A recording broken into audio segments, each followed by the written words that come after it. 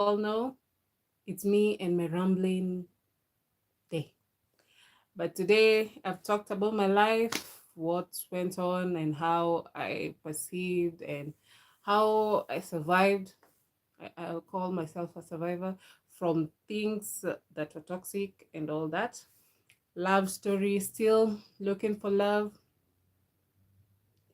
not in the wrong places, but yeah, if you're looking for love, or I just wait for love, because if you look for something, sometimes doesn't doesn't come your way. But okay, I'll wait for love to come my way. Um, Today I was just going to talk about what's been going on, like nationwide or worldwide, as right now people are in the looking at the Olympics and other games. Besides that, it's getting weirder and weirder. We are hearing about revolutions in different parts of Africa, which was spearheaded by our own Kenya, because we saw something we didn't want, or we saw something that was going the wrong way and we rejected it. And still, we are, I'll generally say, we are all looking for accountability and openness. I think we should, that's how it's supposed to be, for being governed by the people who are governing. And I usually ask myself, how come during elections the politicians will want to sit with you, eat with you, shake your hands, talk with you, hear your problems out, and once they get elected, just contacting them, it's a hassle. Even if you go to the offices, the respective offices, you'll find either you'll be told to book an appointment that never happens, or it's just they're not reachable at all. And it's not just in Kenya, it's all over the world. Like, once people are elected, finding them or just get in contact with them to help you or assist you with something, it's a hassle. Then also, um it's like we always forget, we are very quick to forget that we are, the people are the employers and they are the employees, not the other way around. Because once people are elected, they act like they are the boss of you, just because they have the power to control the money or the funds that's supposed to help in each department and all that. But still, I think, no, I think I've read in the constitution that the people have more power than the elected few, which is weird because the elected people are not more than 500 people. Food for thought. It's just a few. And compared to the millions of people. But then again, you also look at who, let's say, if can we come to, in one accordance, to have one objective and stick to it? I know that's difficult as humans, because, like, I would say, like the demonstrations that have been happening in Kenya, it just started by saying reject the finance bill, and everyone who read it or heard about it just came together, because it was people from different places, different classes. There was no class when they were saying this is becoming too much. It was just like, nah, this is wrong. Um, Further from that, or closer to that, we find, then you'll find, yes, they get infiltrated with the goons and all that, but still, when something is wrong, we should all advocate and say that's wrong, and stand on it and say no. um and yeah, today I sound like a activist or something, but no, it's just speaking my mind out of the observation I've been observing. Then we can also stick to the facts of uh, today I wanted even to talk about, I talked about what I went through with police. Um, I think, not I think, I wonder, do policemen or police staff or military, do they undergo psychiatric evaluation? Because some things they do out here, you're like, if I was them, I think my mind will have jumped, or I could have gone mad. Because some things you wonder, why do they do that? And as a human being, like, my conscience is like, it's bothered by that. Uh, so I have heard of cases, um, uh, people going to report being acid or being brutally beaten or mugged. I personally, there's a time I took my brother, he had his phone had been snatched and it was brand new, it has not been used, but we had all the information to gather the GPS where it was. But you'll find you get in roadblocks after roadblocks, so you have to go get the signal from the mobile provider, service provider, or then you have to go to a different police station, the central police station, to talk to the DCI or CIDs. It's a long process. So then you hear of people, the money being stolen, and then to get back your money, you have to pay money. And I have actually, when I was coming home, there's somebody I was talking to, and I asked, these people, why are they money hungry? One, they're paid salary, they're paid allowances, they have housing allowances that we know, even though they're in poor condition, at least they have houses and homes and other transport allowances and all that. But you'll find them, instead of doing the job, they'll be harassing young men. I have seen of that with my own eyes in town, in Nairobi town.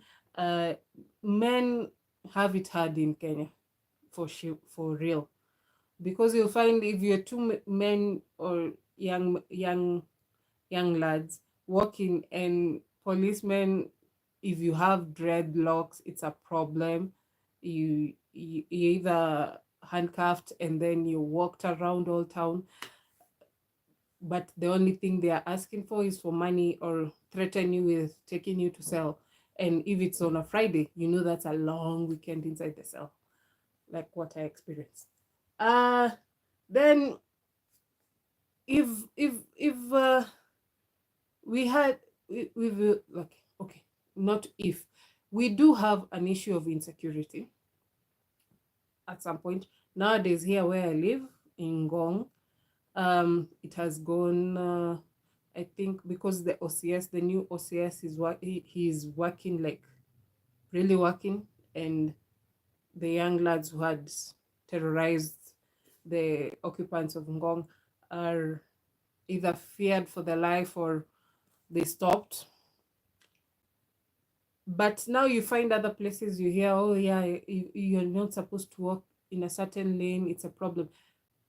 Then you still have government issued security lights, then they're turned off because the bill of electricity was very high, or like, I know of one lamppost, the bill has come to about 1 million shillings, and you wonder, it's under the docket of the government, and the money has been allocated to pay for that lamppost, but it's not paid. Or rather, along Gong Road, we are supposed to have street lights, and they are all solar panel powered, and they're off now, so it's dark. And the solar panels are missing. It begs to question, who climbs the lamppost and steals the panels. And at what time do they do that? Because Ngong Road is busy, it always have cars delivery from different markets to bring to Ngong Market, or to connect with the highway towards Suswa. It's a busy road. It's not just abandoned, like or after midnight you'll find there's no motorist, or no, people are moving, but you'll find the solar panel are not there, and the street lights are off, and yet it's supposed to be on for security reasons and all that. Those are many questions that I keep on asking myself after observing. And yeah, if things are not going the right way, who are we supposed to question? And I saw the police that police people in Kenya are telling us, in case victims should report to them. Now, if the victims are normal, how do they report it? It's a good question. So yeah, it's a matter of, can you be accountable of the work you're supposed to do? If, like, say the work I do, like I sing my music or I do house designs, if a client comes to me and asks me a certain question, I'm supposed to give that answer. If they are not satisfied with that answer, I can discuss with them the way they maybe I don't understand the question. Whatever they wanted, it's something different. Then we have to have a sit down and exchange the ideas and get to a conclusion. Yeah, that's in my department. If it's music, if I've offended somebody with my music, then you can come to me and say, okay, you're not supposed to sing about this. Then I'll ask you, why is it? Why can't I sing about it? And if it's something that you want to change, then maybe you need to learn the perspective of another person, so that at least, or educate them on why you chose that subject to sing about. If it's love, it's hatred, it's toxic, all that meshed in one. Yeah. But now, another point I like to put across. We should put people who are qualified for the job they're qualified for in the department they're supposed to be. Here's my thing. I did observe about the governor of Nairobi being questioned about the employers he had employed for disaster management, and it was a spectacle, because you find their qualifications don't match the department they're put in. And yet that's the capital of the Kenyan country. You're supposed to put qualified people where they're supposed to work. You cannot put somebody who studied, for example, theology, and I'm not throwing shade, even though it's shade thrown, theology into Department of Disaster Management. Disaster management, I think people forget, people who do work in firehouses, like the firemen, have done disaster management. Also, people who have, where else do they, in hospitals. Some of the departments have to have a disaster management officer. So yeah, it's easier to find those, and there are graduates who have those certificates to prove that they have studied it and they know what to do when such and such disaster happens, be it flooding, be it earthquake, be it eruption of the volcano or geothermal eruption. Yeah, Springfield. Yeah. So yeah, today was my objection.